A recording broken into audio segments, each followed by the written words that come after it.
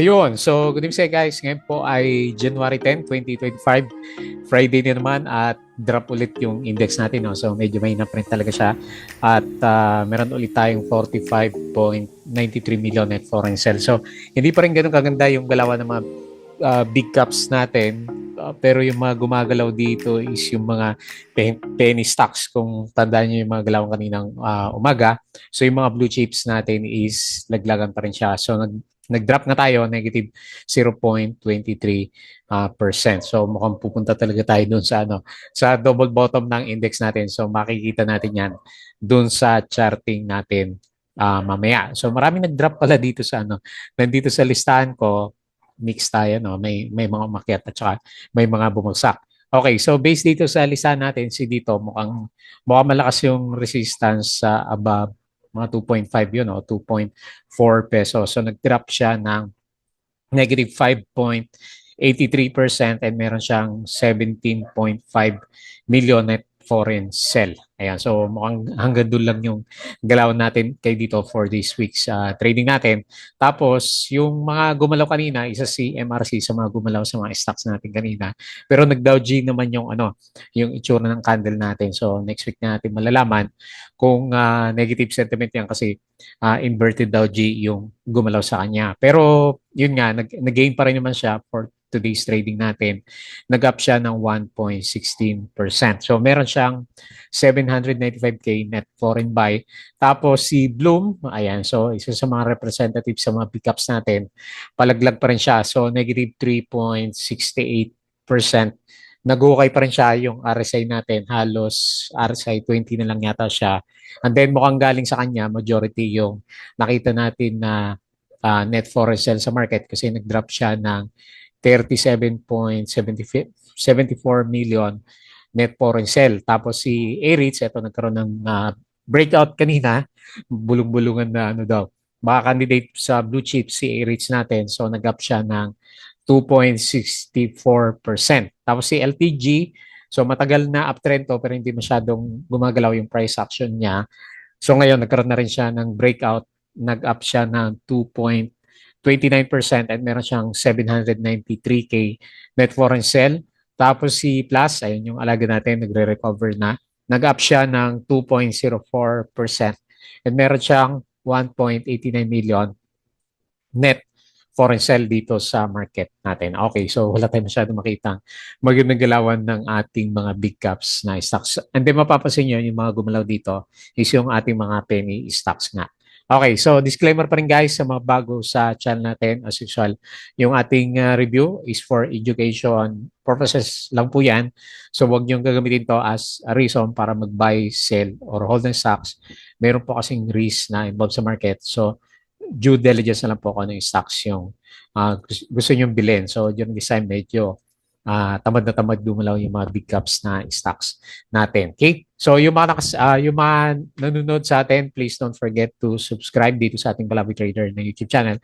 As usual, check mo lang po yung ating mga trending stocks or kung gusto mo, join ka dito sa ating pinaka trading community naman. So check mo lang po yan, yung mga rules naman natin sa kanya. So yung mga nakasubscribe, maraming salamat po doon sa usual viewers dito sa trending stocks natin. Kahit na medyo pangit na naman yung galaw ng ating mga stocks. Company reviews, mga sample trades sa market, basic indicators, technical analysis, fundamentals, risk management, plus basic na PSE stock market reviews natin. Okay? So follow mo din ako dito sa ating Palaboy Trader Crypto to para sa mga play to earn games natin. Medyo nag-subside na yung pessimism sa crypto. Bumabawi na siya ng konti. Kagabi o kahapon, umabot tayo ng 93K. Ngayon is, napapansin natin is nasa 94K yung galaw ng ating market. So sa social media, follow po ako dito sa ating Palaboy Trader na Facebook account para updated ka sa mga posts natin or dito sa Facebook page. Check na lang po yan. Yung mga articles natin dito sa Butikipik, sa local market, US and bandang cryptos. So ano ba yung mga na-post natin for today's trading natin? Hindi ko pa nakita yung summary ni Philippine Stock Exchange. Baka lumabas na. So tignan natin. Baka meron na. Wala pa rin yata, no? So hindi pa rin lumalabas yan ang Philippine Stocks Exchange natin. Si Pepsi Paloma lang yung nakikita. Madalas lumabas dito sa trending sa Twitter natin. So dito muna sa summary. Okay, dito na lang muna. So ito yung galawan ng ano, ang daming nalaglag na naman sa mga ano, big caps na stocks natin. So makikita mo dito, 1, 2, 3, 4, 5, and 6. 6 stocks lang yung ano, nagberde. And then karamihan ng mga stocks natin, nanguna talaga si Bloom, si Vilcon, sa mga naghuhukay na stocks natin. So ganun din si GGS, pabagsak din siya, di ba? Ito si Vilcon, ang lakas ng ano ng drop from the last few days. Ganun din si Bloom. 4 na araw na yata na diretso pababa yung price action natin sa kanya. So mukhang hindi makakabawi for the short term itong mga stocks natin na to. So yung iba, nickel, nag-drop 2%, SM, negative 1.6, Converge, negative 1.11%. So marami nga po yung laglag. And then yung mga nag-bounce lang, CNPF, breakout din yata to sa CNPF, no? So 2.3%, LTG 2.29%, Ayala Corporation 2.25%, and si Globe 1.17%. So ito lang yung mga gumalaw. Grabe, no? Kukunti lang yung ano, gumalaw sa mga big caps. So in closing natin, 6,496.32. Dow G pa rin pinapakita niya, pero red yung Dow G candle natin for today, negative 0.23%. Okay, so very bad yung galaw ng market natin. So mukhang REITs yata yung malalakas ngayon, si REITs. And then itong si CREIT, so may bago siyang balita. Indonesian State Power Firms buys, ayan o, baka next week natin makita to, 20% stake in sa Bedras Citicore Renewable for 6.7 billion peso. Okay, so mukhang may bago tayong, o CREC, no? Ayan, nagkamali ako. Hindi pala secret si CREC itong ano, Citicore Renewable Energy natin. Okay, so meron ka ba CREC? Stock recommendation para kay Philstock CAC.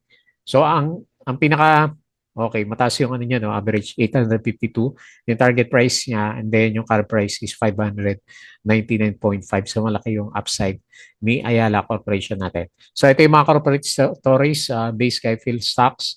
Bell remains optimistic about growth in the Philippine gaming markets. XE, the company increased its stake in Spark to 95%. And then Megawide approved the acquisition of 5% of Megawide from GMR Global Private Limited, making the joint venture wholly owned subsidiary of the company. Tapos si Meralco anticipate a reduction in January electricity. Security Bank partnered with WeFund Lending Corporation, granting a credit facility to promote financial inclusion. Okay, so hopefully good news para sa mga stocks natin na yan. Okay, galing kay Seoul Financial, Meralco expects lower generation charges for January. ACJT Cap higher LRT, likely by April. And then si Megawide awarded Cavite BRT project. Okay. Meralco sees lower generation charge. Dove Dragon. Fill ratings assign a PRS.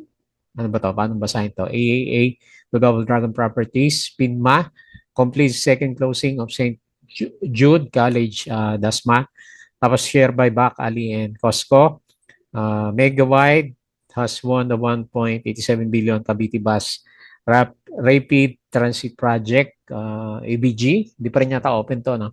Francis Lloyd's PLC, Premium Lands Consortium plans a buyout offer to HBS Group minority after acquiring a 67% stake. Ayan. So mukhang sasambulat tong si ABG natin kapag nabuhay na siya. So CTS -4, Alter -3 were the biggest losers for the day. So ito yung mga IPO stocks. So sa US market, wala tayong makita na trading kagabi, no? So wala masyado.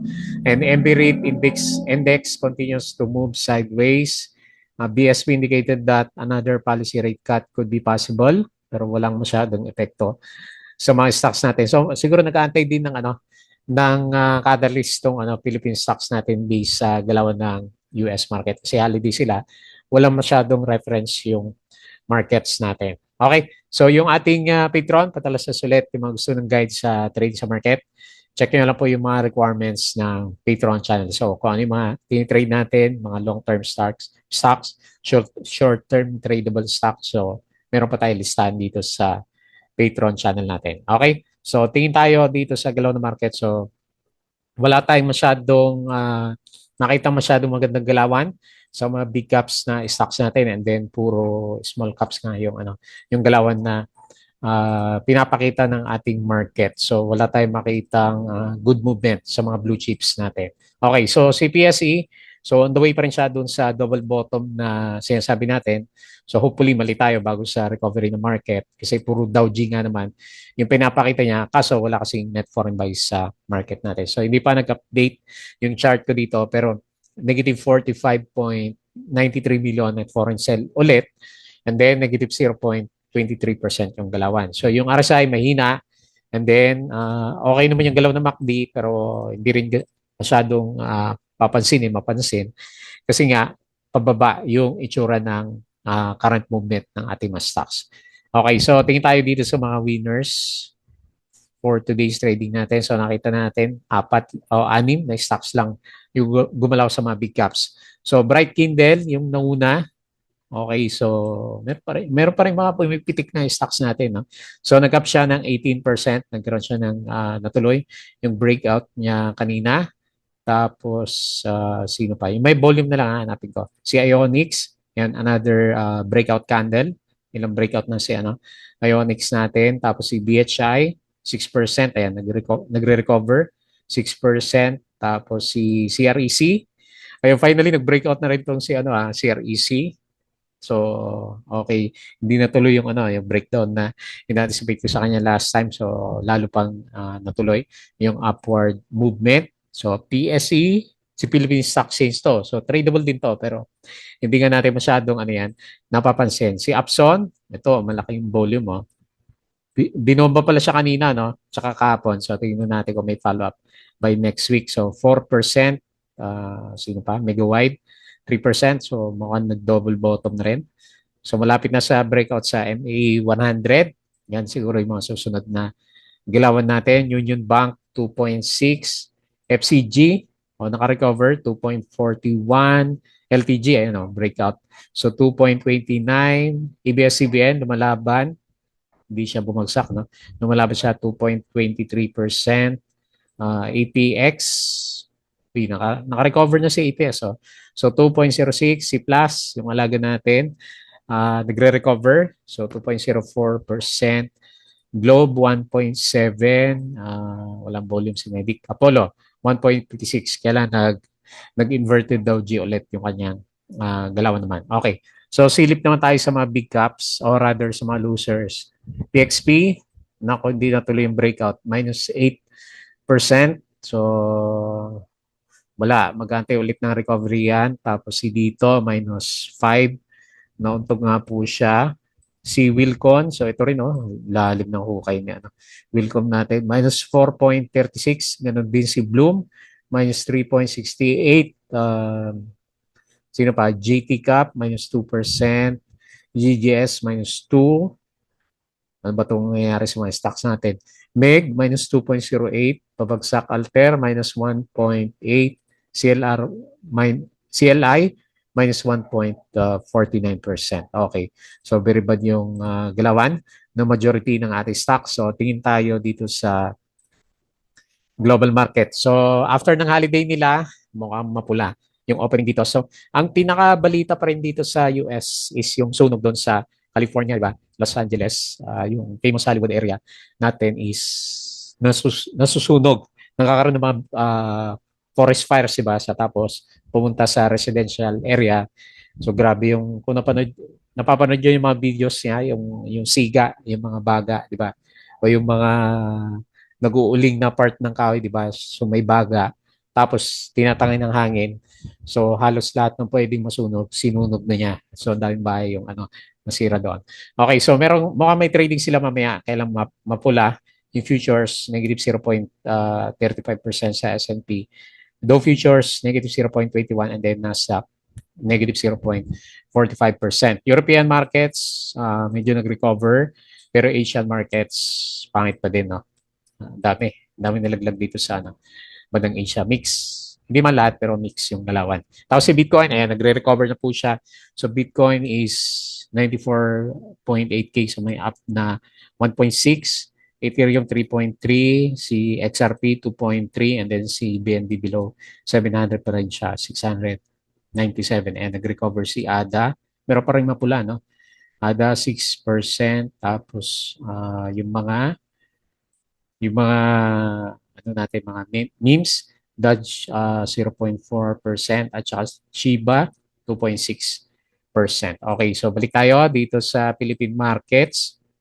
Okay, so pag-usapan natin yung ating mga trend stocks. So hindi makabawi yung mga alaga ko na blue chips dito sa market natin kasi wala talagang pasok yung foreigners dito sa market natin. Okay, so dito malakas talaga yung resistance sa 2.25. So bumabalik tayo dito sa support. So ito pa rin yung drawing ko sa kanya. No? Hindi man siya nagbago. And since ilang beses tayong nare-reject dito sa 2.25, hindi kayo malaki yung chance na mag-double check tayo dito sa MA 100 around 1.8. Ayan, so piso daw ulit. Basa ko dun sa comments na Investagram kasi ilang beses na nauntog na tayo dito. Pero anyway, pinaka main support niya is 1.9. Pero pag pangit pa rin, ilalagay ko muna dito sa 1.8. So merong konting breakdown sa RSI, no? So may konting pagsilip doon sa trend niya pero above pa rin man siya ng RSI 50. So malakas pa rin man si dito natin. So make or break tayo doon sa candle natin by Monday, no. So negative 5.83%. So nang trap nga lang siya kasi kung meron mga pagbilihan kahapon, so nauntog naman tayo ngayon. So 17.59 million net foreign sales si dito natin. Okay? So hanap muna tayo ng support ulit by next week. Next, MRC. So parang nagbabalikan yung mga previous na trending stocks natin last time sa kanya. Pero meron siyang breakout dito. Kailan daw G? So, di natin alam kung ano ba yan. Mahina talaga. Si Dow G yung pinakita. So, nag-resist siya dito sa previous resistance area natin sa kanya, no? Dito sa area na to. So, nauntog siya sa bago magpiso, no? Ganda sana kung umabot tayo ng piso kanina. Pero yun nga, medyo nauntog yung market natin. So, malaki pa naman yung traded volume niya. 29.69 billion. Although positive pa rin naman siya, 1.16%. Kailang maghanap tayo ng support pag ganito yung itsura ng stocks natin. So slightly above ng RSI 50. Tignan natin kung maging good catalyst yan para sa recovery niya. Kasi may volume pa rin naman and hindi pa rin naman siya bumibitaw. Kaya lang syempre, as long na nakakita tayo mga Dow G, di ba? Ito, Dow G sa area na to. Yung sumusunod kasi na kandila is mga bearish candle naman siya. So hopefully hindi bearish yung candle natin by next week. Pero bad side para kay MRC kasi first time sana na mag-breakout ulit pero nauntog nga naman siya. Okay, so next week malalaman natin kung anong gusto ng market kay MRC. Next, representative ng mga naguhukay na stocks, GGS, Bloom, Wilcon, di ba, sa mga big caps natin. Medyo malalim talaga yung okay. So ito na yata yung pinag-usapan natin kahapon. Medyo malalim yung mga galawan nila. Ito sa 4 pesos, di ba? Usapan naman natin kahapon sa kanya. So very bearish yung sentiment natin kay Bloomberry for the short term. So makapagpabago na lang siguro sa kanya kapag gumanda ulit yung quarterly earnings natin. So around February yata o end ng January or start ng February maglalabasan yung earnings yan. So makita mo dito, negative 61 then negative 100% yung drop ng earnings natin. So dahil dyan, very bad yung nakita natin na trend para kay Bloomberry natin. Okay, so ito yung pinaka-trend niya based dito sa charting natin sa kanya. Based naman sa support, nasa 4 pesos. Ito yung pinaka-pandemic area natin last time kay Bloom. So nag-drop siya, negative 3.68 and 37 million net foreign sales. So sabi ko nga kanina, itong volume na to, ito yata yung lumabas na foreigner sa market natin. So bearish muna si Bloom natin. Next, IRIT. So may mga nabasa ako kanina o isang post lang yung nabasa ko sa Investa. Candidate daw sa blue chip pero not too sure yung sinasabi nila na yun. Pero ang nakita natin, breakout sa previous na uptrend na channel nitong si i-reach natin, di ba? So last time nagkaroon siya ng drop dito, nag-37, umabot ba? 37. Kasi may ano siya, di ba? Ito, meron siyang disclosure. Last December pa naman to, nagbenta siya ng shares last time at block sale, 37 pesos. So yun yung cost ng drop niya last time ay naka-recover naman na. So natuloy yung breakout natin sa kanya. Tapos medyo malakas yung ano, net foreign buy 97.92 million. So nag-breakout tayo at 2.64%. So nasaan yung next na resistance? So based dito sa galaw natin, ganda rin ang recovery ni ano, di ba? I-reach natin, may gap tayo dito sa 41.58 naman. Kailan watch out lang kasi umabot na nga tayo dito sa halos overbought na si rates natin. Yan. Kaya nga sabi ko kanina, akala ko si Crit yung nakita ko. CREC pala yung may balita kanina. Ayan, si Crit kasi may pa-breakout din yung itsura ng kandila natin sa kanya. Okay? So good sign para sa holders natin kay REITs, panalo, no? Dividends, price action, nandito na lahat sa Ayala stocks natin na to. Okay, next, LTG.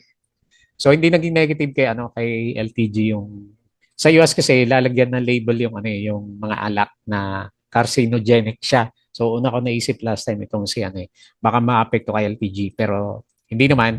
So natuloy pa yung breakout natin sa kanya. So panalo. So may dividends plus meron siyang price action 2.29%, 793 million net foreign sell. So on the way siya para sa next resistance. Ito maganda no. Panalo-panalo si LPG. So, yung mga nagbubudega sa kanya, congrats na lang po. And then lastly, si Plus. So, bumalik din yung nagkatakutan siya nung bandang Wednesday. So, halos ibalik na rin ni Plus. Tingnan natin. Hopefully, hindi siya magkaroon ng double top dito sa 29.48 kasi bumalik ulit yung pinaka-trend para ka dito kay Plus natin. So, 2.04%. Meron siyang 1.89 million net foreign sell. So, kailangan makita natin mag-net foreign buy ulit itong si Plus naman natin. Okay? So, ganun na lang muna. So, medyo bad pa rin yung galawan ng stocks natin for the week. Second week ng January. Hopefully, mas maganda siya pagdating ng third week na galawan dito sa mga stocks natin. Wala pa rin So, walang clue na binibigay yung mga net foreign buy natin. Puro net foreign sell.